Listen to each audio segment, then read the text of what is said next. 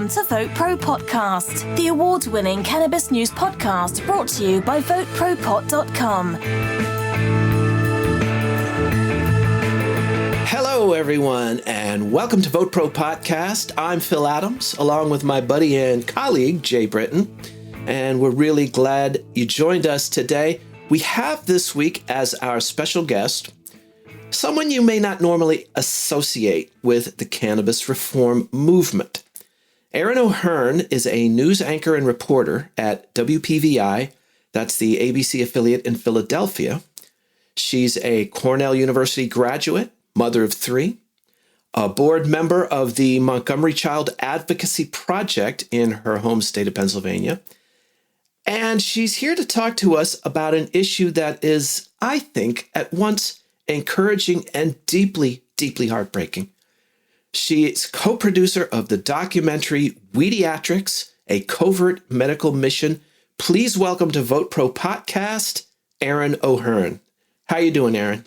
I'm great. Thank you so much for the lovely introduction. How are you doing? Very, very well. I'm a little sore from gardening, but I'm moving right along. We watched this movie in the last couple of days. You could see it on Amazon Prime. It's on Apple Plus. I think that's where I watched it.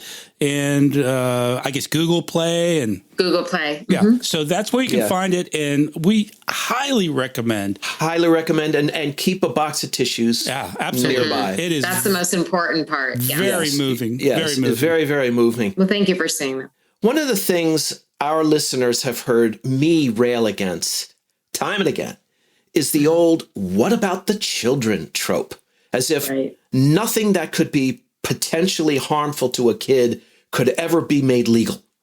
I think it's absurd. Which is a crack of what. It's a crack of shit, yes. Thank you for giving me the liberty to swear. I actually did a whole thing against Tucker Carlson one episode about that whole thing. Right. But I don't watch Tucker Carlson. Well, I watched that one. It was a clip. But anywho, at the same time, Erin, you're a mom. Yes. And obviously the welfare of children, and not just your own, is very near and dear to your heart. Mm-hmm. And yet you've produced Weediatrics about parents who want to give cannabis products to their children. Right. What got you interested in these folks and their plight? So I think first we need to just emphasize the difference between medicinal cannabis and recreational cannabis. Okay, and absolutely. Obviously using cannabis as a social lubricant, like we use alcohol, is for adults, and it needs to that needs to be in a very distinct category. So when we're talking about cannabis for children, we're not talking about 12 or 13-year-olds who are healthy and happy and playing sports and doing well in school and doing well socially. We're talking about children who have specific medical conditions or who are struggling in a certain way. So they're not just giving their children cannabis. This is truly a medicine that they're giving their child, in some cases to survive.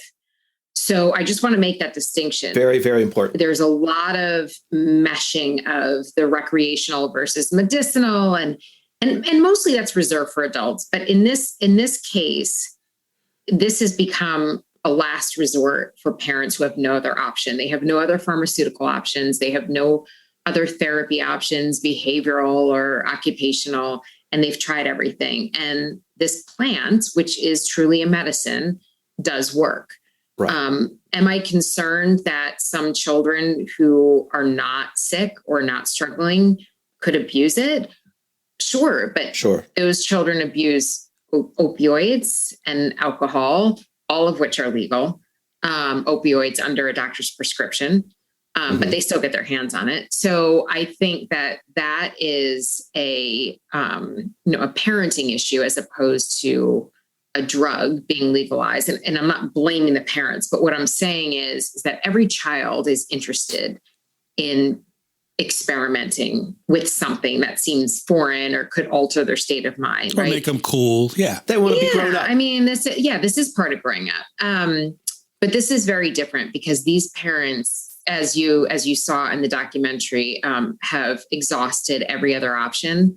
And in some cases, their children are facing a life or death situation. Mm-hmm. So I'm not quite sure why the government or anyone else would prevent them from trying something that could potentially save them, or even if, and not just save them, maybe just bring a little bit of normalcy to their life. So this has nothing to do with the what about the children nonsense. This is a completely different set of circumstances. And it was very important that you make that distinction. And I'm glad that you did.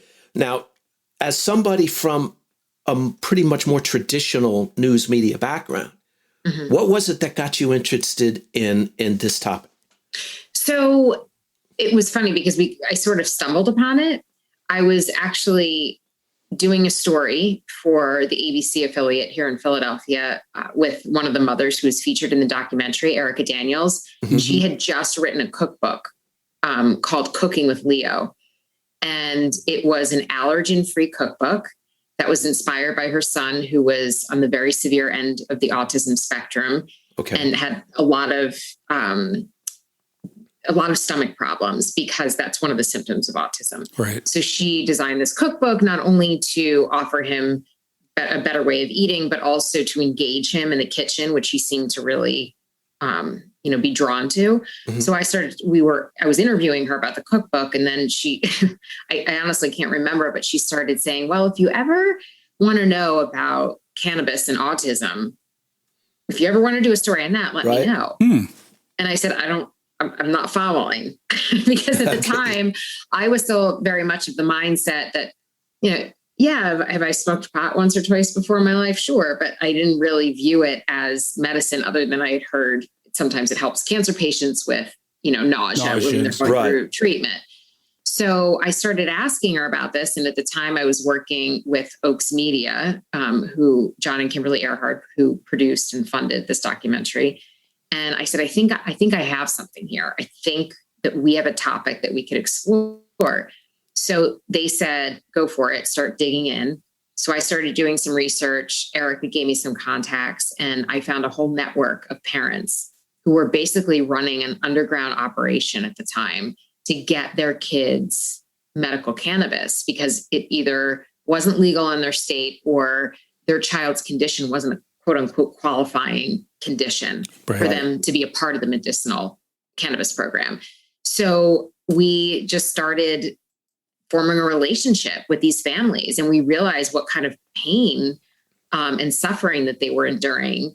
In addition to whatever their child was going through, they were enduring the kind of pain where there may be an option for you and there may be a way for you to help your child, but you can't have it without risking going to jail. Right. So we just started filming, and we got these families to go on board who I have to say are some of the bravest people I was going to say, how did you get them to sign up? Because it's very dangerous. I mean, but just to kind of fill in folks who are listening, what the documentary does is it follows families, specifically parents that are in states where cannabis is illegal or not legal for minors at least, and it follows them. These kids are severely either autistic or have epilepsy. And you see the day-to-day distress that these caregivers are going through dealing with these children, trying all these horrific drugs that prescriptions that doctors are writing for them. Some of them make them zombies, make them sick, constipate them, all kinds of side effects. So as last resort, these people, I mean, some of them are police officers, have backgrounds in, medicine, or have backgrounds, teachers. So these are not drug people. We should make that very clear. So you see, these people are taking huge risks. And that's the whole kind of theme of this film. They're taking these huge risks to get this medicine for their kids. So my question first is, how did you get these people to agree to be on camera? Because it seems like a huge risk for them. It was a risk. And that's a really good point and a question I get asked a lot. We spent a lot of time talking to these families off camera before they agreed to be a part of the documentary. And we went through every different scenario, right? If CPS comes knocking on the door, if law enforcement calls you up, if the school principal says, this is not right. So we went through that. And what we realized and what the families realized is that participating in the documentary would not only potentially benefit their child, but would potentially benefit thousands of children. Right. Because I want you guys to tell me, you've seen the movie. If you were a lawmaker or a member of law enforcement or a district attorney and you saw the Zartlers or the Blankenships and what they went through every day, do you really think that jail or taking away their children would be the appropriate punishment? That's exactly the thought that was going through my head. Yeah. Right. Yeah. When I was watching it, how can anybody watch this? Right. Yeah. How could you, because guess who's going to end up looking like the stupid one, right? It's going to be, the person on the other side of the fence. So, and the other part to that, and this, I give the Zartlers a lot of credit because they were really the pioneers with going public, is that, and they still get it off the black market, by the way. They're very open about that. Texas has no medicinal cannabis program. So they still have to, so they still have to get, they don't have dispensaries to choose from. But Mark Zartler sort of was the mindset of, have you seen my daughter? She hits herself for 6 hours at a time. So, okay, state government or federal government or local government, if you really feel like I'm not the best caretaker for my daughter, then you tell me who in your agency is going to take better care of her, because they're certainly not equipped. Right. And to have guardianship over her. There is a scene in Weediatrics where and these are the three words that probably strike fear into every parent's heart: Child Protective Services. Yeah. And they showed up. Right. And the mom had to explain to this little girl, I had to turn it off. That was the Selvas. And that was, by the way, that was in California. Right. Wow. The most progressive state in the country as far as I had to put it aside for a few minutes and kind of, sit and shake my head and before I could get back into it. Yeah. It was too hard to watch. And thank God for that one judge. I don't want to give too much away. You got to watch the film, but you got to watch the film. It is heartbreaking, and it's amazing to think that our government works like this. And one of the things I took away from the film, and not only do you have the parents on there, but you also have some experts in different fields. Mm-hmm. And we're all aware that cannabis is still federally a Schedule I drug. Now, keep in mind, Schedule I is heroin, right? Mm-hmm. It's LSD. Right. Mm-hmm. Has no medicinal value and is prone to abuse. And Schedule II are drugs like cocaine.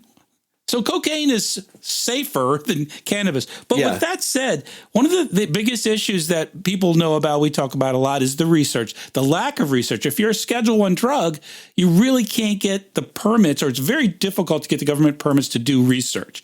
So very, very little research has been done on cannabis. It's improved a lot over the last few years with legalization.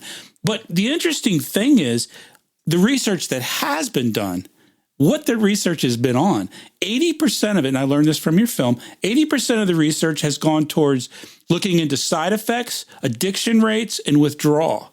Less than 20% has gone towards studying the medical benefits of cannabis. Mm-hmm. That's crazy. Mm-hmm. That's insane. Right. So that's sort of what we would equate in the journalism world as a leading question, right? If you're going to do the research and it's only pointed at the negative effects, well, that's not real journalism, just like that's not real research. Exactly. So that's a really good point. And I think that the Schedule I is such a tragedy. It prevents so many great things from happening. And the fact that the government says as a Schedule I, it has no medicinal value is quite ironic, because the government has a patent. Exactly. I'm not quite sure how that equates, or how, it doesn't. There's no logic. It's demonstrably false. Yeah. Right. Well, it's the government. So there is no logic there. Now, in terms of research, the government, the FDA has approved Epidialex, which is a federally approved medication a doctor can write a prescription for certain types of epilepsy, really severe epilepsy in children. Mm-hmm. That medicine is made from cannabis, essentially. And it costs a parent $32,000 a year for a prescription to Epidiolex. But they can't go down the street and buy cannabis oil, CBD with a little THC, which essentially I think does the same thing. I'm not a doctor, I'm not a researcher, but it just... Well, anecdotally, it has done the same thing. Exactly. Anecdotally. And it makes no sense. None. And the other point, Jay, is when you think about wellness and about feeding your kids the right kind of food, okay, if you had the option of giving your child an apple or giving your child a product that looked like an apple or was derived somewhat from an apple, but was synthetically made in a factory, genetic engineering, right? What would you rather do? Right. Yeah, exactly. I mean, point well made. It's just the whole thing is amazing. So with that said, what do you think about, is there any connection, and this may sound a little conspiratorial, but is there any connection between Big Pharma and the fact that we can't get, I mean, that's a bloated question, but do they have any impact on this? You know what I'm saying? So they had no problem getting that Epidialex through FDA and getting $32,000 a year from a parent for CBD. So this is a fine line, right? Because I see both points of view. I think that pharmaceutical companies and scientists can do a lot of good in this world. Agreed. They can. I mean, when we're looking at the crisis that we're faced with right now, the pandemic, and how quickly science has moved. Amazing. And the kind of research and time that scientists and researchers and doctors put into helping us as a society and as a country and as a world. I don't want to bash. I don't want to group pharmaceuticals in under one umbrella, because there's so many parts to that. There's the money making part of it, right, and then there's the research. Yeah. So very, very important to point out. Very important. My feeling is that we do have the information. You know, Israel has been researching this for 50 years. We know that there were other motivations for making marijuana and cannabis illegal. And they didn't have to do with addiction. They didn't have to do with the fact that it was a gateway drug. It had a lot to do with compartmentalizing certain demographics and ensuring that they, were more prone to jail time and arrests. Absolutely. All right. But without getting into that, I think that, does Pharma see medicinal value? Probably, or they wouldn't have made that synthetic version. I mean, as a business, would it be smart for them to say, yeah, you can grow it in your backyard? And I mean, they would go out of business. Probably not. Right? I mean, if this was because it's so much potential, do I think that instead of fighting it, we should all be working together because it's for the greater good of our children and so many other people who suffer terribly from a variety of conditions? Sure. But that's like a Pollyanna view of the world. Mm-hmm. I wish that was the case. So I don't, the conspiracy theories, do I think there's some validity to it?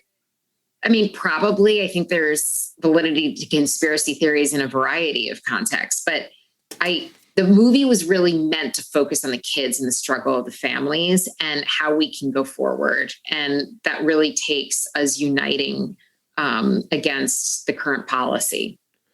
And one of the scenes that really brought that home to me anyway was the scene at the airport baggage claim, right? Where the dogs are sniffing the bags, and one sniff and they could be in big trouble. Yeah, but they have no choice. No, they have no choice. I mean, what else? One of the quotes from the parents, I think it was even before the film. We cut the final version of the film. She said to me, I'm in a constant state of grief. And I don't know when you should be listen, parenting isn't all, balloons and unicorns, but when your child loses his or her first tooth or, graduates from kindergarten or goes to the first junior high prom or whatever it is, those are special moments that you enjoy with them. And part of the reason you enjoy them so much is because you see the joy on their faces and that they're happy. When you've never seen happiness on your child's face because of something ever, not a smile, not a word, not an indication of an emotion, that's heartbreaking for a parent. Yep. And so maybe this doesn't cure anything. Maybe it doesn't solve the larger issue of, why are so many kids being diagnosed with epilepsy or autism or ADHD, whatever. But can you just give the parents a little relief and the child a little relief? There's nothing wrong with that. Would it be so bad? Yeah, no. Exactly. Yeah, because, it's almost like in the film, you see that the government, and I don't even think it's the cops or the Child Protective Services people. They're just doing their job. They're just doing their job, but you can tell they don't want to be doing it either. Mm-mm. It's the larger picture, but it's very sad to see these people. These are good parents. I mean, they're amazing parents, much better than I was to deal with what they deal with day in and day out, like you said. Yeah. And to have to worry every day. And there are scenes where Child Protective Services knocks on the door and is in the process of taking their children away because I guess someone one of the school teachers, I think it was, or somebody called them up and said, "Hey, I think they're giving, medication to this kid." Anyway. Right. It wasn't because that was in California, by the way. Yeah. So right. It wasn't that it isn't legal. It was that someone, and they don't know who it is, whether it was a doctor or a school nurse or a principal or a neighbor, called Child Protective Services and said, I know that this family isn't giving their child an antipsychotic drug or an anti-seizure medication. So it was that it's not that you're giving your child CBD or THC or whatever. It's that you're not listening to us and giving them what we think you should be giving them. Yes, right. And that was classified as medical neglect. And so CPS showed up at their door. And when they asked, what's going on, they had 3 children.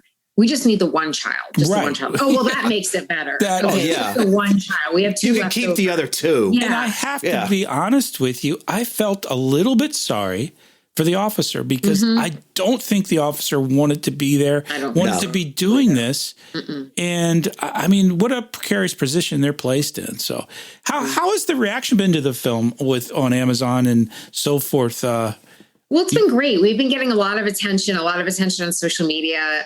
We were on Montel Williams' podcast, and that was great. Like I mentioned, we started our own podcast.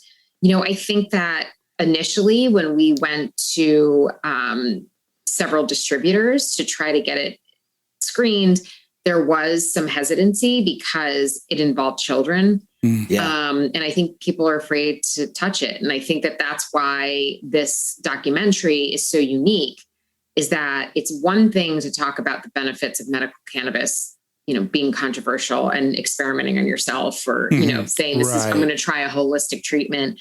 It's another world entirely when you're talking about children. Good point. So I feel like we were pretty progressive, and I can't say this enough, but John and Kimberly Earhart, who are the principals of Oaks Media and Open Water Studios, really put their heart and soul into this. They funded it themselves, a small production company. And I think that regardless of the feedback during the filming, which was, I don't know, it may be too much for people to handle. They kept going forward and they just truly believed in it, as we all did. And it's something that people are going to look back at. I really believe this and say, I wish I had been on board with this, because it is such a powerful film.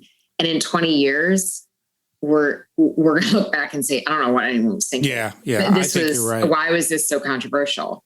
Right. Well, I think you're all obviously very passionate, very courageous to produce this type of topic. What encouragement, what do you derive from this experience? I think you learn so much from the families. I have become very good friends with one of the families, and I have a newfound respect for parents with children who have special needs. regardless of if medical cannabis is in the picture, right? Yeah. This is just being a human being. Right. I can't. You have certain hopes and dreams when you have children, and you have certain aspirations for them. And when you come to the realization that it's not going to happen, I can't begin to imagine the heartache that these parents go through, and their life's trajectory is totally changed because forever.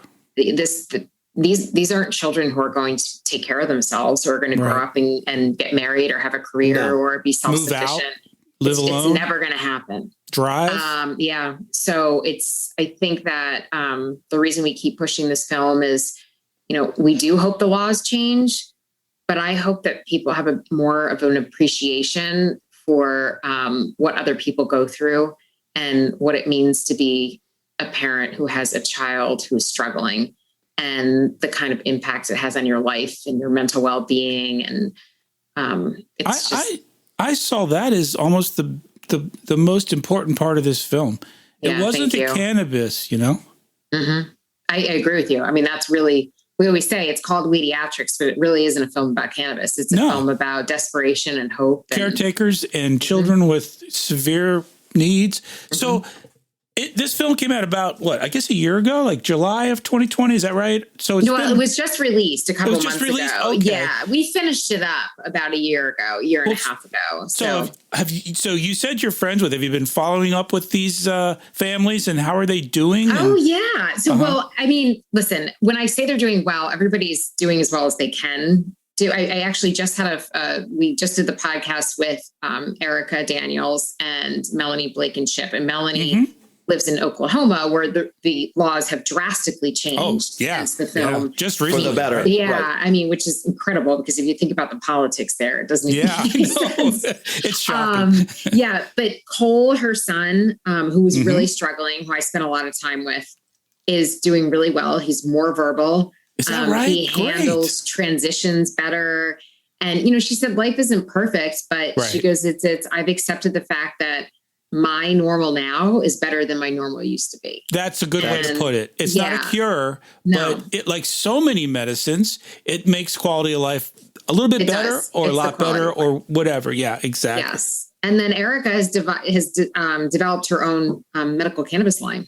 Oh, good for her. That's great. Yeah. You should do a follow-up film in a couple years. You know what? That's a great idea. I think people would be interested in that and watch this film. Yeah. Any investors who are interested, they can contact me. There you go. I tell you what, before we let you go, tell us about your you have a new podcast coming out soon, yes, right? So soon. We're not sure when the release date is going to be, but it's called Weediatrics, and it's essentially easy, right? So it's sort of an accessory to the film. And we do follow-ups with all the families. Oh, great. And we sort of follow, the new updates in regards to research for pediatric use of cannabis, and how the laws are changing and hopefully evolving to make it more accessible for families who are in need. Excellent. And so where can folks find Weediatrics? So Weediatrics, you can download on Google Play, Apple TV, and Amazon. Excellent. And we will have that in our show description, as always. We've been speaking today with Erin O'Hearn, co-producer of Weediatrics, a Covert Medical Mission. Folks, it's something that you really need to see. Highly recommended. Highly recommended. Take 2 or 3 sittings if you need to, because it's tough, but it's important. And you need to get this in front of lawmakers. Because, as we said earlier on, Erin, and I think you pointed it out, a person can hardly watch this and not be moved to make a change. Yeah. And if you're in a position to do that, you need to see this. So we need to get this in front of lawmakers. And the way to do that is for lots and lots of people to watch the movie. Thank you so much. Thank you, Erin. And as always, we're glad to have you with us on Vote Pro Podcast. If you enjoy the show, and if you think of it, go on to Apple Podcasts, give us a 5-star rating. Tell a friend or 2 or 3 about Vote Pro Podcast. If you enjoy it, maybe they will too. get in touch with us, Jay, tell us how to do that. Send us an email at podcast@VoteProPot.com. Call our message line at 240-257-2441. And please check us out on our various social media platforms. Just go to Facebook, LinkedIn, Instagram, or Twitter and do a search for Vote Pro Pot.